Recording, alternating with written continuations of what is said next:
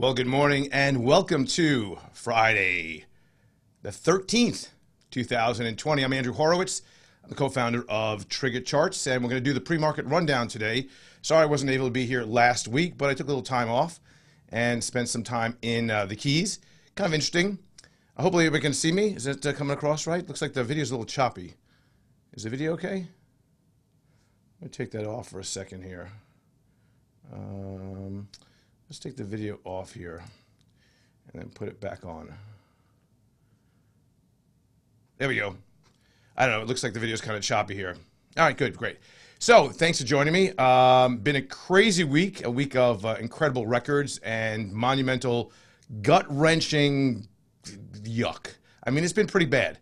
I'm getting over a little bit of a cough, so please bear with me. No, I got checked out already. No fever, nothing, just a regular kind of wintertime cough is what I'm going through right now. But it is pretty scary because you start wondering, and that's what's happening with markets, you know, what else is out there? What else can I catch? Who do I go to see? Who can I be with? Where can I go? Should I go to the theater? Should I go to, which you can't. Should I go to the sporting event, which you can't now? Should I go to that restaurant? And consumers are freaking out. So right now, when we look at what's going on around the world with the lockdowns, the border closings, no wonder why markets are so freaked out and just absolutely all over the place. So with that, we're going to talk about a few things. I'll mention this is for educational purposes only. It's not a recommendation to buy or sell any security at all. So please make sure to understand that we are not making a recommendation or suggestion, just some training and education, and particularly referring to the TriggerCharts suite of indicators that is available on the TradeStation trading app store. I'm going to put that right in there. If for some reason, let's see, I'm going to put that right here. That didn't work. Let's try it again. I'm going to open up a poll real quick, questioning market valuation. There you go. Everything seems a little bit laggy today. I don't know what's going on here. My whole computer seems a little laggy. Put that in here. All right, we'll wait for that poll to get finished, and I'll tell you the answer to that in a minute. Well, we have a nice group of people here today. Well, I don't know if you're nice, but we have a good number of people here today.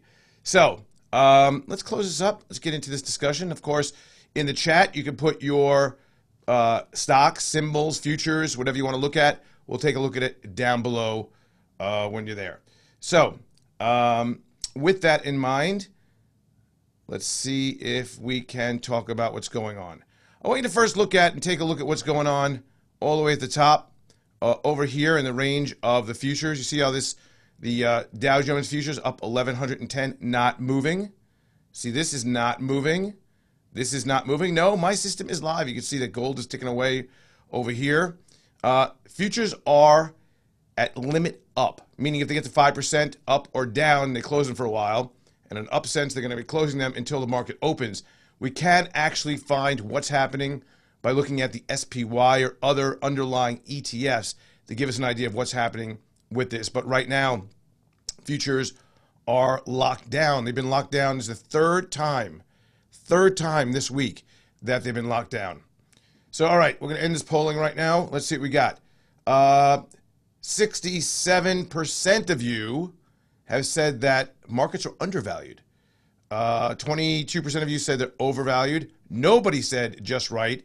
And 11% said not a clue. I'll go in the not a clue category because there is some question about how is this all going to play out? You know, are we going to see an extended period of closures? Are we going to see a psychology where people just don't want to do anything, don't want to go out, don't want to step into a Starbucks, don't want to go to a restaurant, don't want to fly, never going back on a cruise? I mean, who knows? So, a couple things I want you to look at. Yeah, we saw limit down twice this week, one limit up, two market halts this week on the downside when markets got to 7%, about a couple minutes into the open yesterday, and I believe it was Monday, we saw that they were halted. Some interesting numbers to look at, 20, 28, 83.50. Anybody know what that is? 20, excuse me, 20, 28, 83.50. Anybody? 20 bars to go 28% for a total of 8,350 points on the Dow Jones Industrial Average. That was the fastest slope for a 20% plus correction ever. So if you're wondering like, oh my God, this looks bad, it is bad. It's terrible. I mean, we're talking about some significant levels and destruction of charts and technicals that we haven't seen before. I've been doing this a really long time. I've never seen a week where we've had 2 limit downs, 2 halts, 1 limit up. I mean, we've gotten close, but I don't remember ever seeing that. Even back in the days of 2008, I don't recall that being as bad as it is that we saw this week. And I never saw this slope that we saw. Look to the right. I highlighted the IWM, currently trading up about 4.72% in the pre-market. But look at this. We're talking about levels that we haven't seen. Going back down to where we closed yesterday, all the way back down to 2016. So this last few weeks, there's a weekly chart that we're looking at on the right. So we'll count 1, 2, 3. 3 weeks, the small caps took back 3 years worth of gains. That's astounding. And we can look at the SPY. We'll talk about that. But, you know, they're at what? 2019 levels. Took back, 2018 levels. Took back all the gains. Remember we had that 31% gain in the SP500 last year? Gone. NASDAQ took us all the way back to the June 2019 levels. So things are getting a little wonky out there is the bottom line. What we have is the problem of social distancing. There's a new kind of discussion, a new phrase is being introduced right now where, you know what? You don't shake hands. You fist pump. You do an elbow thing. You do a high five on the forearm. But what's happening is that people are really nervous. I mean, for God's sakes, people are stocking up on toilet paper. And the problem is they don't know why they're buying all this toilet paper. They're just buying toilet paper. They're buying water. Because, I mean, maybe water will run out. I don't know how water's going to run out in their house where you have a sink, but nonetheless, they're buying water. And you may be experiencing this as well. And I can tell you that in my household, my wife is stocking up on toilet paper. I asked her why. She says, I have no idea. Everybody else is doing it, so I'm going to do it. Well, what's happening right now is we're having a little bit of a psychological breakdown from this. And to an extent, rightfully so, when we see that the National Guard is being called in to protect and ring around New Rochelle, New York. We're seeing that the borders are closed for most of Europe, China, into the United States. We're seeing that Italy's on lockdown, areas of China's on lockdown, and we're seeing that all these sporting events are canceled. It's a real problem. So what we have right now is a real significant impact on what? Well, we have an impact on the, let's take a look at this list here. We have, why does it keep doing that? It's back here. There we go. We have an impact on events, travel, entertainment, sports, airlines, cruises, ticketing, restaurants, media, advertisers. I mean, it really goes across the whole board of what's happening. So no wonder why markets are doing what they're doing, because what's happening right now is that investors on a fundamental basis are trying to price in a recession. And in a recession environment, you usually take your PEs down just naturally is what happens. So if a normal PE is, let's just call it 16 just for a number, well, maybe take it down 12, 13, 14, depending on the environment you're in. Well, with interest rates as low as they are and the expectation of interest rates going lower, maybe you can hold those up above the 12 level depending on how bad this is. The problem is this isn't a financial crisis. This is an economic and social crisis, which is worse. Financial crisis you can pretty much solve by just throwing money at it. But you know what? If I gave you money right now and said, hey, go spend this on something, you know what? You're not probably too bad off in terms of your debt levels right now, and maybe you're still working and everything's good. But are you going to go on a cruise? Are you going to go maybe to a sporting event or a concert? Maybe not. So those things are essentially shut down. And we're seeing company after company pulling guidance right now, and it's really giving a high level of uncertainty. So that's why when we get back to the answers to the poll and what you gave a moment ago, the fact is that no clue is probably, in my opinion, the right answer. It's not that markets came down a lot and now valuations are better, which there are some places that I think unless something really, really crazy happens, we have some great valuations right now, and we're going to go through some of those today. But when you look at what's going on in terms of the potential for, I don't know, a 2 or 3 month period where businesses pretty much don't get any business at the level they were, whether it's a 50%, 30%, an 80% reduction in overall revenue due to the fact of this concern, big problem. And that kind of spreads out into all sorts of other areas in the environment and in the economy. So we have this panic and indiscriminate selling that's been going on over the last couple of days. You've noticed it, of course. I think the best way to describe it is that we're seeing the baby thrown out with the bathwater. Old phrase, but basically people are just selling. One of the big reasons, pay attention to this, something I've been talking about for years, a concern of mine in these kind of environments where liquidity has been drying up, people looking to sell. Over the last number of years, what has happened is that people have been putting enormous amounts of money into where?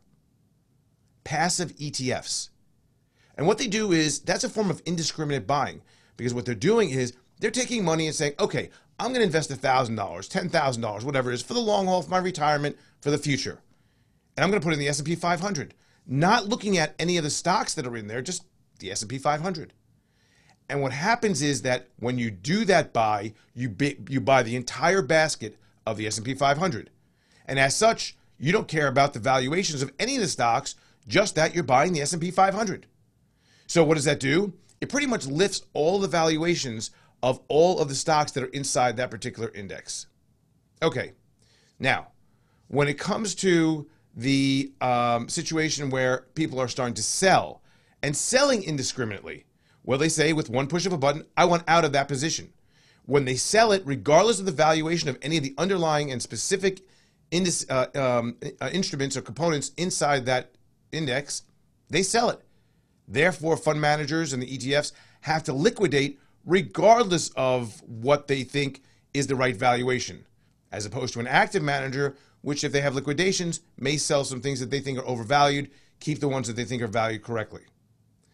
So you have this incredible multiplier effect on the upside and the downside, and that's not going to end anytime soon if this entire ETF craze continues. So what's happening is we have this indiscriminate selling in the markets. The PE is back to about 15, PEG ratio back down to about 1.6 from a high of about 16. PE was about 18 on the S&P 500. So what's happening here? Well, we got a 1% price cut that is priced into the market for the March 18th meeting of the Fed. And that would take us down back to ZIRP. Remember ZIRP? Remember that? Zero interest rate policy. We have the zero bounds, the 0 to 0.25%. You want to hear what's really amazing? There is a 25% chance right now that at the June meeting, we're going to have negative interest rates. Something we thought we'd never do here in the United States. Of course, they're doing it in Japan, they're doing it in Europe, other areas around the world, but we said, nah, that's never happening here. And this is with an unemployment rate right now, at this moment as we speak, about 3.5% or so. GDP about 2%. That's all changing very quickly. I'm not sure when we're going to start to see any of the job cuts show up. I thought maybe we'd see a little something this week, but we saw that on the Thursday initial claims report yesterday, 211,000, right where it's been for a long time. So what we're seeing is that people are working from home more. Layoffs aren't happening until we see there's a significant amount of potential for earnings erosion and companies really need to pare back and demand dries up. That's when we're going to see that happen. Now, of course, think about it. Think about all the sporting events that closed, unemployment insurance. You know, they're going to go for claims on that. Think of all the other events that aren't going to happen and all the peripheral areas around major businesses like Google, like Twitter, like, who was the other one, the big one that did this? There was a couple other, Amazon, that said, you know what, work from home. Don't work here. Don't work in the office unless it's absolutely necessary. How many layoffs are we going to see there? Airlines, cruise lines. And cruise lines a little bit to lesser degrees because a lot of the people are foreigners that work on the cruise lines. So that may not really affect our particular unemployment rate here. But the airlines, definitely. So we have all this going on. The Fed is being very proactive, coming out with incredible amounts of stimulus again. 1% price cut into the market is already priced. A 1% cut to the Fed funds rate is priced in. $1 trillion, another trillion, just a trillion. $1 trillion emergency injection was announced yesterday. $500 billion was pushed into the repo markets and buying along the curve, which is a form of quantitative easing. And it's going to happen today, and who knows how long they're going to do that. That's much more than was originally the bailout in the financial crisis. So right now what we're seeing is that there's a real panic by the Fed and other central banks around the world. I think we're going to see another round of quantitative easing, official quantitative easing, because what they're doing now is saying that, no, this is just injections, is liquidity issues. But while they're buying along the entire curve and they're putting money in, creating money out of nowhere, buying bonds, between me and you, that's quantitative easing. That's what it is. They don't want to call it quantitative easing because they want to wait to announce that in another meeting to put a floor on the markets. There's going to be some potential for other tools also. Been some talk about things bringing back like TARP and all sorts of other programs they're going to have to bring back into the market to really stabilize things and stabilize the economy. Pretty amazing. I am going to stand by my comments that I think that last year, 2019, the Fed screwed up royally. There was no reason for them to start decreasing interest rates at the rate they were doing it with the economy being where it was, and therefore blew a lot of their powder. Decided to, you know what, we'll do this now. We'll do this as an emergency cut because they weren't thinking that, well, maybe we'll have a black swan event like this coronavirus. And what about the oil shock? Monday, did you see that? You saw that. I know you do because you're traders watching what's going on. On Monday, overnight Sunday, OPEC and non-OPEC had a little bit of a disagreement about what they're going to produce and the prices. Saudi Arabia said, all right, screw it. We're dropping prices by 20% and we're ramping up production. Well, oil fell about 30%. I think the most ever since, I don't even know what year, 1991? And it's been in bad shape ever since. So this is going to be a real benefit to consumers, but yet if consumers have nothing to spend money on, how much does it really benefit them? The fact that people aren't traveling or maybe even driving to work is also going to be a negative slant towards crude oil, energy, consumption. So we're going to have to watch that. It's going to be pretty bouncy. Up a little bit today, last I saw. There it is right there, up $1.37 on the top, right there. Economic reports. We have CPI coming out last week, in line. PPI showing deflation. Initial claims were pretty much in line. Next week, retail sales, industrial production, housing starts, and the FOMC rate decision. Earnings, we got to be looking at a lot of companies moving down their guidance and analysts cutting their estimates. So keep a watch on that due to the fact that we have store closings, people working from home. We'll see how that plays out, how long that lasts, as well as a very grim outlook by the consumer. We're going to be looking at a variety of stocks today, so let's get right to that. And I got some of yours. How are we doing on time? Good. Everybody still awake? You know, with me? I'm going to take a little sip of my oolong, black oolong tea.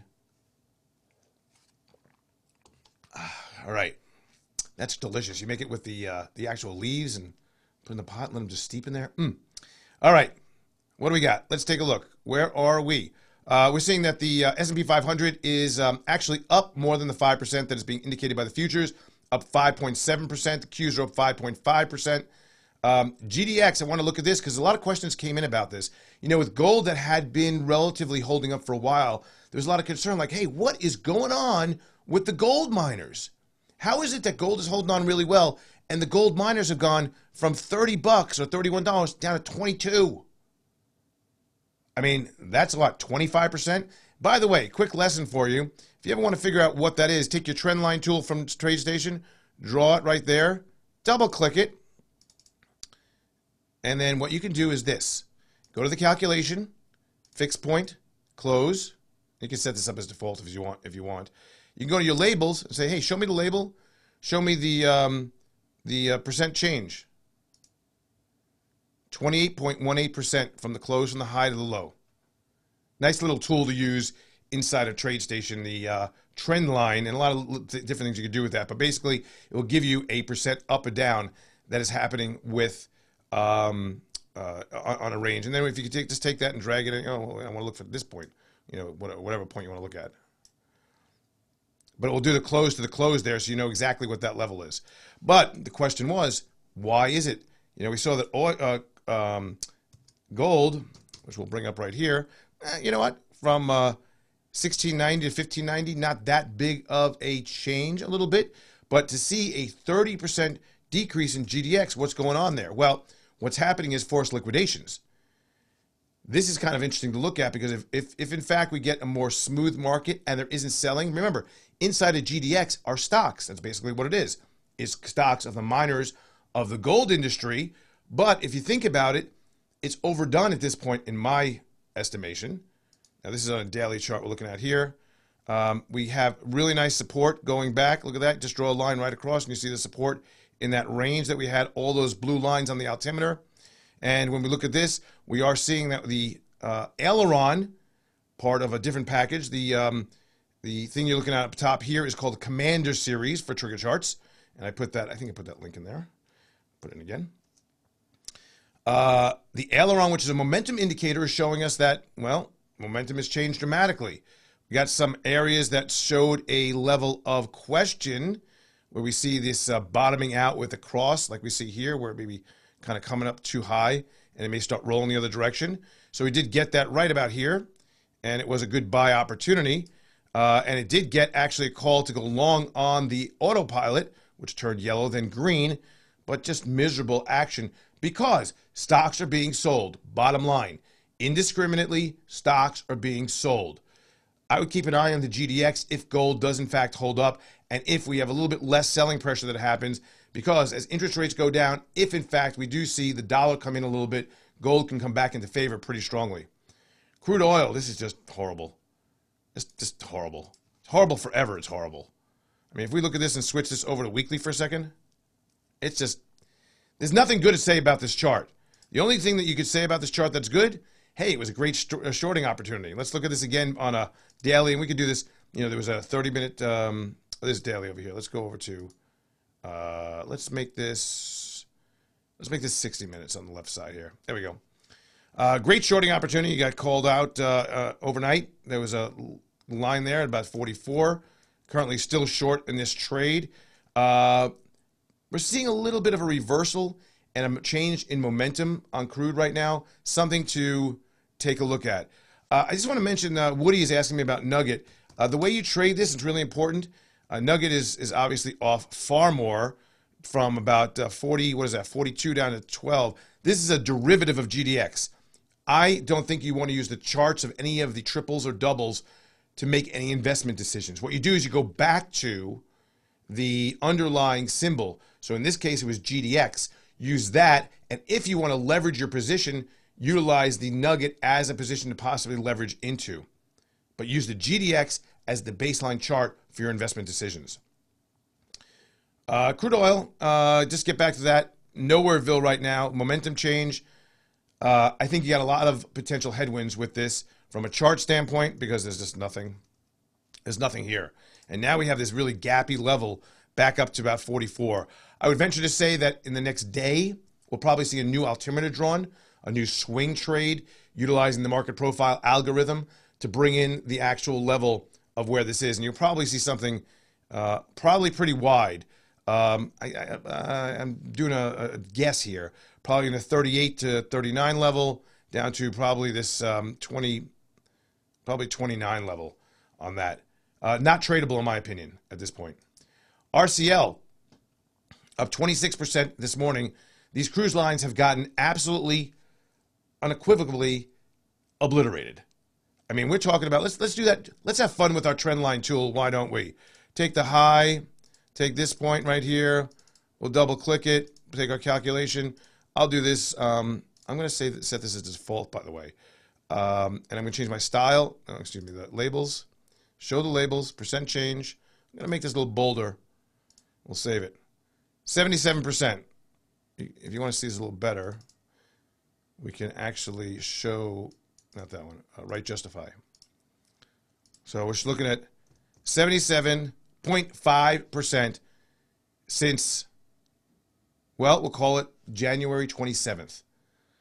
That's ugly. That's reminiscent of what happened to the banks during the financial crisis. Not this fast, by the way. Pretty dramatic.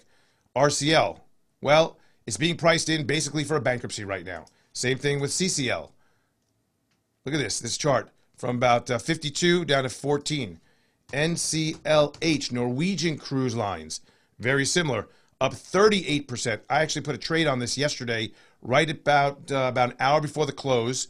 Added this, up very nicely today. Why? Well, first of all, I just thought it was really overdone. I didn't put a big trade on because I really couldn't find anything in this chart universe that made any sense. even if we go back and look at a monthly chart, not much going on. You know, we're talking about, let's see if we can do this. Refresh this. Going back to 2014, 13, I mean, there's nothing here. So, you know, the same thing with CCL.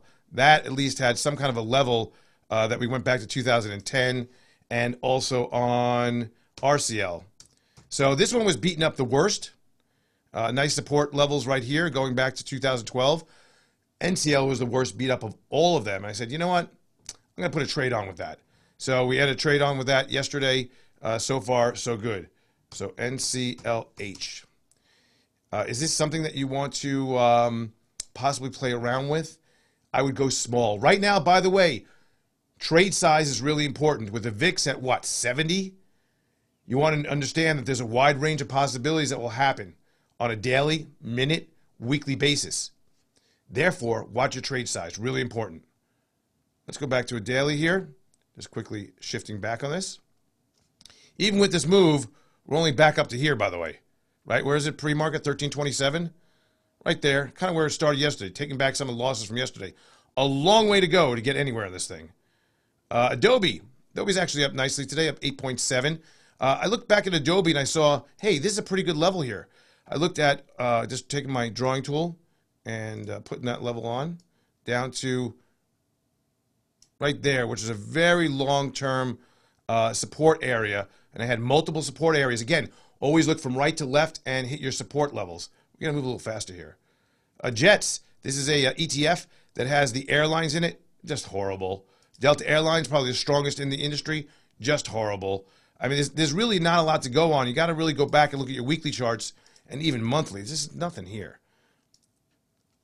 You got to make something up almost to find some base. But some of this stuff is also very oversold to a level that it's almost like you would think there's going to be an initial comeback and a snapback, at least temporarily, because they're being priced to bankruptcy. I also want to mention here, the KRI is showing a -5. Pretty ugly situation overall. And the McClellan's at a -413. One of the lowest levels that you'll ever see is probably right about here. Thought it was pretty bad, you know, when we got to about -404. Spearman starting to move down again. Not really good. I'd rather see it start moving up before we get a buy signal. But we combine some of these concepts into this KRI, which only does one thing. It just looks at the S&P 500, no other stocks, no other symbols. S&P 500 to give you a broad-based look at the psychology of the markets. What else do we have here? Oh, one of the peripheral problems is that people aren't going to be going to sporting events. Live Nation, concerts, gotten killed. Up 16% today. Announcement today that the CEO is buying some shares. Boeing finally cracked after all that time. After all that 737 MAX stuff wouldn't crack. Finally cracks. Looks like, actually, there was some level. I think it was on a daily basis. We got to look at that. Weekly is not looking so hot. No. I know I found a level somewhere. Yeah, somewhere right around here, about 151. Kind of tagged that yesterday. Started moving up, but just, I mean, we're going back to 2017 levels. Is Boeing going out of business? I don't think so. Do we have a lot of problems ahead of us with Boeing? Absolutely. Is the longer that this 737 MAX situation isn't going to be up and running a problem? However, this is a major component of the United States economy. There is no way the government's going to let them go under. Not to mention, there's only really two major airlines out there, a duopoly, that is out there. So what are you going to do with that? What else do we got? DocuSign came out with earnings, up 10% today. Kind of good. Let's see if I can get to real quickly at a couple other questions here. IBM, FXI, EWH, IBM. I like IBM these days. I'll be honest with you, although I don't like the chart. And we're in no man's land, no woman's land, no person's land, no them land right now with stocks because of this major sell-off. I would venture to say that we did get overextended to the downside this week, and there will be the potential for a rebound, but be very careful because I think shorts are going to be pretty confident about trying to lay out some more, because if we keep getting this news flow, it's going to be really concerning. And, you know, that's going to be a big issue for markets. So, yeah, look at the pop. So we're up 6% on the SPY right now, and stuff is just moving like crazy. Look at these numbers of the cruise lines and of Adobe, just crazy. So I'll be here again next week. I'm sure there's going to be a lot more volatility, so pay attention to that. And check out TriggerCharts.com. We'll have this video as a replay up in a couple hours from now over on the YouTube channel and on TriggerCharts.com. There's a 10-day free trial for every single indicator that we have. Go over to the TradeStation Trading App Store and check that out. Thanks so much for joining me, and I will see you again next week.